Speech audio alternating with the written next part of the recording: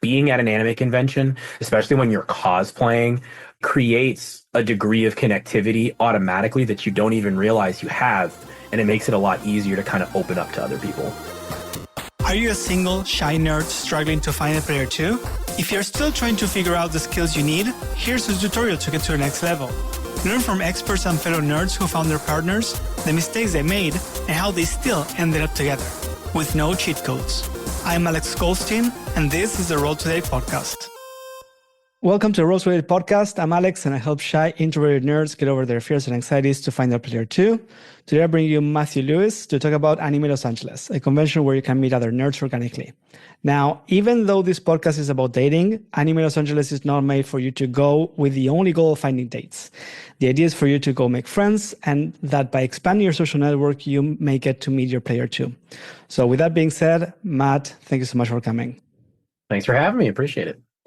So what is Animé Los Angeles? Can you just give us a short overview? Yeah. So Animé Los Angeles, it's a mid-sized anime convention that's here in the Los Angeles County area that is a very fan-focused event where we have a lot of cool interactive programming that's geared towards people connecting with each other, hanging out, making new friends, getting to be a part of the experience and celebrating like the fandom of anime, cosplaying, gaming, and Japanese media. Awesome.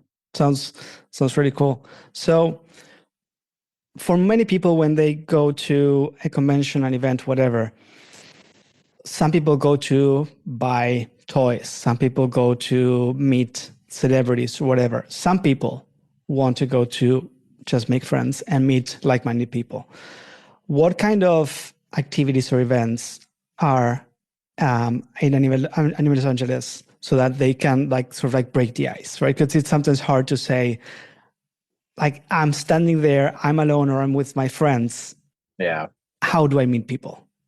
Yeah. So conventions, I think, honestly, are a really great place for that type of connectivity. I know at Animé Los Angeles and I know at other conventions, we do a lot of different types of programming tracks. And then one specifically is interactives. So these are panels, programs, game shows that are all geared towards having members of the community, members of the audience participate in those. And then we even have within that track a set number of programs that are dedicatedly like icebreakers. So it's like, hey, we have a literal convention icebreakers panel. So it's a good opportunity for people who want to actively go make some friends, meet some new people, or try to have like a buddy for the weekend. That's a good place to go. A lot of the game shows and other things that we do are built around multi-person participation. So, it's a great opportunity. Maybe you'll get put on a team with a few people. Like this year, one of our program hosts did an otaku family feud. So, you're pulling up like 3 or 4 people together. A lot of the audience members submitted and filled out answers before the show. So there's tons of different opportunities at the convention itself for people to just participate in something fun and then make some friends while they're doing it. When I hear like a panel with like icebreakers and stuff, I'm fine because like I like being on stage. So I like just being the clown of the class, right? But for many people, I know that might sound scary, right? It's like, Sure. What's an icebreaker panel? Like, do I have to like talk in front of everybody? Do I have to like start mingling with everybody? Can you explain a bit like how that works? So a lot of conventions tend to do this type of panel specifically just because it does, facilitate that need of making friends. So sometimes it comes in the form of like speed dating. So like it's you show up, everybody sits at different tables, and it's little one-on-one sessions. Sometimes it might be groups of people getting together and like taking turns sharing things with the room.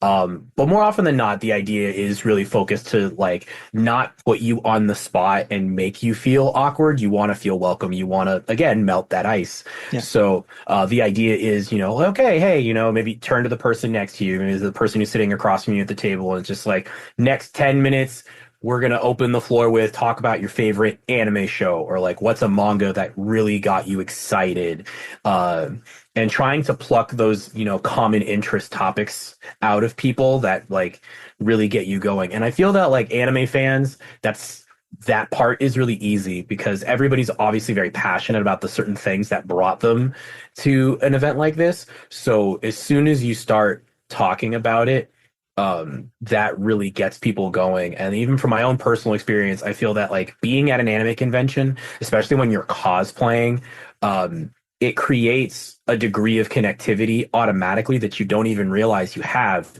and it makes it a lot easier to kind of open up to other people. Yeah. Yeah, that's the main reason why always suggest like find something that you like and go meet people around that thing because you already have something in common, right? Yeah. Like in my case, when I was a teenager, I've talked about this many times on the podcast, but I basically grew up within a Tolkien association, and as soon as I got there, everybody was into the Lord of the Rings, the books, Hmm. everything, and it's like we already know each other basically. We already Yeah. have a topic of conversation right from the start, right? And if you go to a convention which is around a topic that you're passionate about, then it's much easier to connect.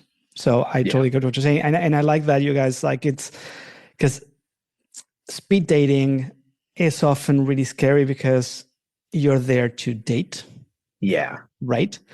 And it's like I have to sort of You gotta pump yourself up a little bit and exactly like and if you leave with like no numbers or something, it feels like a failure, right? yeah. Versus in this case,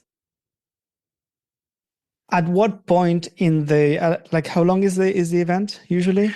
So are we talking the panel or the convention? No, the convention. So the convention, so Anime Los Angeles is a 4-day event.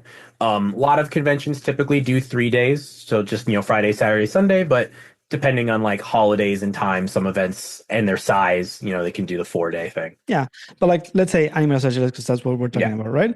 So it's 4 days. Um, at what point or how often are there some like events where people can meet each other and break the ice? So normally there's something like every day. One of the big focuses that we try to put emphasis on for our convention is that we want to make sure that uh no matter what time of the day you're at the con, there is something for you to do. We do that both with, we have guest programming, we have interactive things, we have main events, features, and other stuff like that. But then also what we try to do is if there's something that very much seems like maybe this is going to be the big draw of the day over here, that we have counter programming where it's like, well, maybe this doesn't line up with my interests. I can come over here and I can try out this other thing instead. And then we try to make sure that we have those interactive programmings. We have workshops. There was a panel that we've had a couple years now that a friend of mine runs that I think is really great, which is Model Kits and Chill.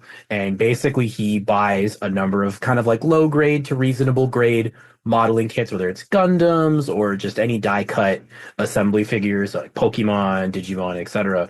But it's just come into the room, hang out for an hour and a half, make model kits with friends, and yeah, That sounds like a great thing. Like, so you yeah, basically, I often suggest board games for people who oh don't yeah, really want to make too much of conversation. Like there was someone on Threads actually who was like, "Where do I meet people if I don't like people?" It's like, well, it's tricky, but I yeah, think board games gives you a way of like, okay, I'm doing this thing, and when I feel like it, I can talk. And what you're saying right now is pretty much like a similar thing. Like I have an activity that I'm gonna go and do. I can just do the activity, or I can talk to other people. I yeah. can say like, hey, yours looks cool, or how do I do this, and just like start conversations that way.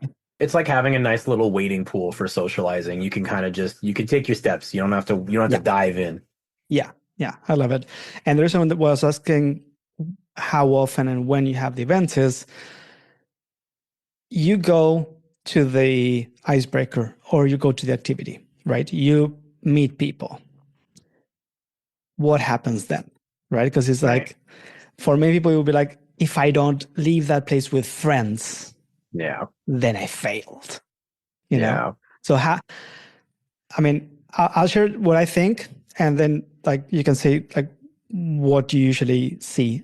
So for me, the way they would work is I would go there, meet a bunch of people, and then maybe I'll stick around chatting with someone after that, or I'll just go do something else. And because the event is 4 days, I'll keep running into those people that I already talked to before. And even if it's just, hey, because I saw you before, right? Or questioned, hey, do you know where, whatever? I already talked to you at the Icebreaker event, right? And I have 4 days, so there is time to sort of build that connection. Is that Yeah. how you see it, or how do you? Yeah, actually, I think it's really pretty much just like that. A lot of times we do see exactly that, where people go to an event, they have a lot of fun, they find an interest or engagement to it, and then after that panel is over, maybe that event ends, there's a lot of time where people kind of maybe they'll just congregate, enjoy that moment, and kind of sit in it a little bit. And obviously, if it's early in the event weekend, it's great to just be like, "Oh man, that was so cool! All right, well." Maybe this is what I'm up to tomorrow. Maybe I'll see you there. Or like, oh, did you guys enjoy this? Here's something else that's happening this weekend. Maybe that's a thing. Um, so there's all that potential, right? Where you have now created a common interest moment, and then you have the rest of the weekend to kind of sit and let that grow naturally instead of having to worry about fostering it very aggressively in just like a cold turkey kind of situation. Yeah, yeah. Because when you go to a speed dating event, you go to the event, you're out, you don't see those Yeah, people anymore, right? exactly. And you have those 3 minutes to either make it or not. Versus if you go to the Icebreaker event, you like if I'm busy or if I want to go see something else, I'll be like, okay, I've talked to everybody, I'm out, right? Yeah, It doesn't have to be a failure because later I have 2 or 3 more days where I'm going to run into those people. yeah, So I didn't mention this at the beginning, but you're engaged to Elise, who I already yes, interviewed in the podcast. So we have, let's just say, we have the full, real, true story from her side only. sure. We're not going to go into your story again, but you guys met cosplaying. Yeah, And I've seen often people saying, like, I went to a convention and I was really afraid to talk to a cosplayer or talk to a content creator or talk to whatever. And I know it can be sort of like a fine line between the cosplayers want to be nice to the people talking to them, as well as some people go over the line and then it turns into the cosplayers not feeling uncomfortable. yeah. And so my question would be like, if someone sees somebody that they want to talk to, whether it is because they like their cosplay, because they're content creators, because they find them attractive, because there's something caught their attention, doesn't really matter. How do you, Elise, other cosplayers, how do you want to be approached? So for myself, usually the way I would like to be approached, um, I'm usually very fine either A, somebody recognizes what I'm cosplaying as, and maybe they make reference to it. Like I cosplayed Leon from Pokemon Sword and Shield, and he's a very popular character. He's a very main focal figure in that game. So there's a lot of people who will like see me in that costume and then they'll maybe like make a gesture that he makes or they'll reference a line or two or something like that. And because it's a Pokemon game, there's already that familiarity. So maybe someone will be like, "Oh, I want to challenge you to a Pokemon battle" or something. I always love that. For me personally, as a cosplayer, I love getting involved and engaging and kind of doing the play of cosplaying. Mhm. So I always enjoy that. The other thing that I've come to be very comfortable with also is knowing that because I'm in cosplay, there is automatically that first level of connectivity. Where somebody may just approach me in a more comfortable manner because I'm cosplaying a character they recognize, something that does just look interesting to them. And I've had countless occasions where I've had strangers approach me just to be like, "Hey, oh, I love this thing," and "Oh, you look so cool," and then just start talking at me. And it's At endearing you. though because yes, I've had some moments where I've had not it's still a little bit of a one-sided conversation, but I also know that it comes from like a good place because someone's Yeah. just excited. There was a convention I went to years ago where I cosplayed as Deku from My Hero Academia, and somebody came up to me and was just like, "Oh my gosh, it's Deku! You look so cool!" And then they just started talking, and they went on from one tangent to the next to the next, and maybe it was like 5-ish minutes of time. And I was with some other friends. We were having an existing conversation. But this guy approached me because I was in cosplay, and that we had that moment. And he was like, "Okay, I'm gonna go do my thing now. I'll catch you later." And then he left. And my friends were like, "Do you know this person?" It's like, "No, I don't." But like, he thought my costume was cool, and he felt comfortable chatting. So like, that's awesome. I'm glad that he got to have that moment. Yeah. So that's usually my personal standpoint is I'm very open. As long as I'm not doing something very obvious or like I don't seem like I'm in distress or like hyper focused or busy on something, I'm very, very relaxed and flexible with people engaging me while I'm in cosplay because that's the point. It's why I got Yeah. dressed up. I want people to talk to me and engage, and I want to meet other people who like the thing I like because then we get to have those fun little connective moments. So Yeah. Yeah, that's one of the reasons why I started doing every month I do improv games for conversation skills. And one of the things is like just a short structure, like mention something about what the other person said or something about the person, something about how you relate, and then a question, right? So like keep it short and engaging with the other person. And that way you can also tell whether the other person wants to keep talking to you or not. yeah, no, that's really cool. And it doesn't have to be like it's not necessarily personal, right? Like you said, Yeah. like you're in a conversation with friends, you're happy to engage with someone else for a bit, but you don't want to sort of just like stand there being talked at Yeah. or talked to, right? Yeah. um, but yeah, like I think with cosplayers, it's often quite easy because if you recognize the character, if you see something that you like, you can just go there and be like, "Hey, I really like this. Awesome!" And then you can see if they want to chat or not. Yeah. That's apart from that. How do you see other cosplayers? Like, how do they feel about people approaching them? And like, where is the line where people start maybe feeling uncomfortable? You just mentioned one, like when you're being talked to versus Yeah. talked with. So I think that for most cosplayers, there is again also that desire. It's like I got dressed up for a reason. I've gone to this event for a reason. I want to either be recognized for what I'm wearing or meet other people who have that similar interest. So I think 9 times out of 10, it's pretty easy to approach. I think the line usually kind of gets drawn when there is that social cue of like, okay, I myself as the person have reached my limit of how I want to continue conversing, and maybe the other party doesn't pick up on that, or I think the most common for cosplayers is times in which cosplayers are not open to being interacted with, predominantly with like maybe a photo or something. So a wig is off, or a piece of the garment's been removed, or they're eating. Those are very common times. I think that cosplayers are just like, please don't look at me, don't talk to me. I I'm don't. ugly right now.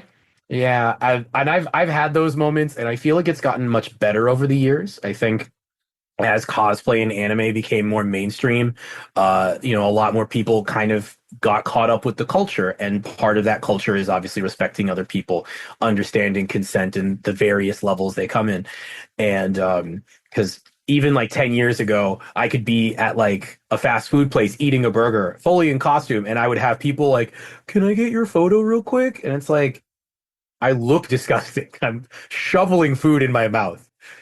One year I was at a San Diego Comic Con with some friends and my brother, and we were working on top of just being at the events. We were cosplayers for hire for a thing, and it was busy. So we were like, okay, we need to take a lunch break. We're tired, and we're like half out of costume, wigs are off, masks are off, props and things, and we're sitting in this Wendy's eating food, and these people come up and like, oh my God, you guys are the Street Fighters. Can we get your photo? And it's just like we're all just sitting there, just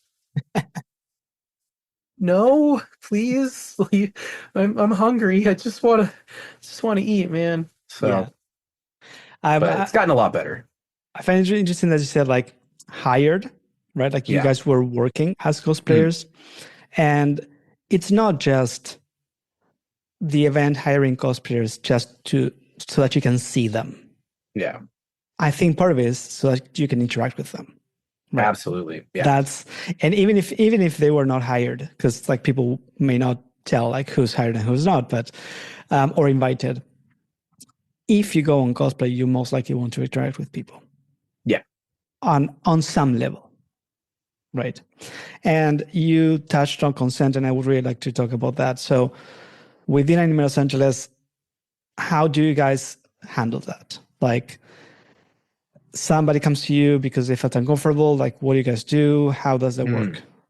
So the very first thing that we start with, obviously, is that we have a number of policies for the event. So we have things for props, we have things for information, and then obviously we have harassment policies. So our non-harassment policy follows aligned with a movement that was very popular in cosplay that started up about like 10 years ago called cosplay is not consent. I don't know if you're familiar with the term. I heard the term, yes.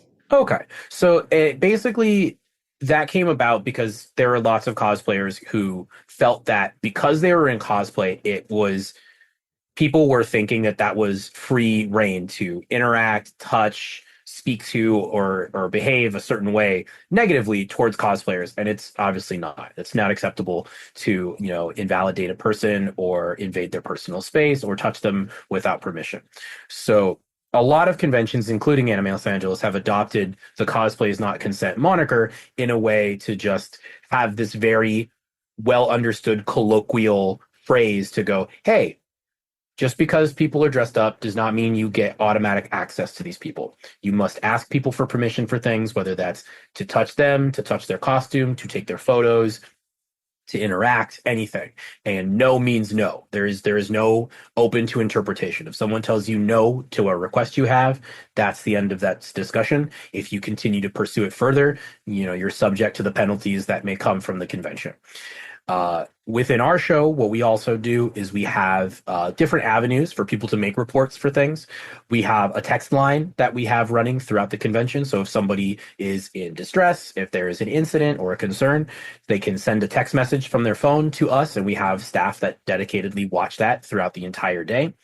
We have a public Discord where people can submit reports or submit inquiries if they have any concerns. They can contact admins and moderators. And then on site at the show, we have a department that is labeled Con Ops, or the convention operations. And those are the people who usually handle any types of reports of misconduct. If there's, a concern for safety, those are the people that they can go to. They can file reports, and then those people are trained to follow up and check in on those types of situations, or at the very least, if it's something maybe like in passing something bad happened to you and there's no way to really address it in that moment, you could still go to ConOps, make those reports, and now there is dedicated security staff who are aware of the thing that may have gone on, and they can now keep eyes out for the rest of the weekend to ensure that that doesn't happen to other people. When I hear that, it sounds really scary. Yeah. I know, I know what we're talking about, and I know Yeah. what degree, but like for some people, sometimes the fear is I don't want to be that person that then gets the sort of like the message to Discord or to the text, and then security going for them, right? Most often, those people who are worried about it are not the ones that you have to be worried about. Yeah, it definitely does sound a little scary. I would say also as a person who works for a convention and fields these types of requests or fields these types of concerns as well, there are some that come in that are concerning, and we have to take those seriously. But also we still use our best judgment to look at something, and we're always going to give the person reporting the benefit of the doubt to be like, okay, this sounds like you were upset by this thing. We'll look into it. But if it turns out that it is, maybe a misunderstanding or miscommunication, at the very least, we have the ability to look into that ourselves, talk about it, confront people who might need to be confronted, and get to the bottom of those things. And in the grand scheme, we don't see a lot of these incidents popping up that require us to then go out and find, bad faith people. I know it sounds scary, but it doesn't happen very often. And we have a very large sized event. We're in the tens of thousands of attendees. And I myself have maybe seen 4 or 5, like, hey, this person was weird. This person said something that made me double take, and that's about it. It's nothing ever super alarming. But, we do our best to make sure that everybody is safe and comfortable. And if somebody has a problem, we want to make sure that they're heard. Yeah. And those people who said something off or whatever, they weren't kicked out straight up. Yeah. Most cases, it's not. It's usually like a, hey, we're going to talk to you. We're going to make sure that we're all under the same page. You know, if it's something minor, obviously it's this is your warning. Please don't do that again. Now you know. Exactly. We can continue on with our weekend. Parties separate. Don't engage each other if you guys aren't clicking. You know, it's that simple. No, that's great, because for some people there's this fear of like, oh, like if I approach someone and start talking to them and I may do something wrong and they may feel uncomfortable, I may get like, I don't know, kicked out or something. But usually that's not the case. Yeah. And even if someone has some sort of issue, you guys will jump in and talk about it and maybe, if necessary, give a warning. But it's not straight up of, I offended someone and then I'm going to get kicked out, right? So absolutely, I really wanted to make that sort of distinction. And everyone, just so you know, there is a Discord. It's open the whole time. So my suggestion is go right now, start making friends. And that way, when the event starts, you can just say, hey, let's meet at this place. And you can already start with people that you know. So you don't have to wait for the event to start making friends. You can start right now. And then you can say, hey, let's meet before the event. Let's meet at the event. Let's meet after the event even. So my suggestion is go join the Discord. And also, the next Animé Los Angeles is going to happen from January 9th to the 12th. You can go to animelosangeles.org to get the tickets. And yeah, they're on sale right now. So just go. And Matt, thank you very much for coming. Thanks for having me. Appreciate it. You know what many nerds in relationships have in common? A community. Join me on Discord and start leveling up with others at rolltoday.com/Discord.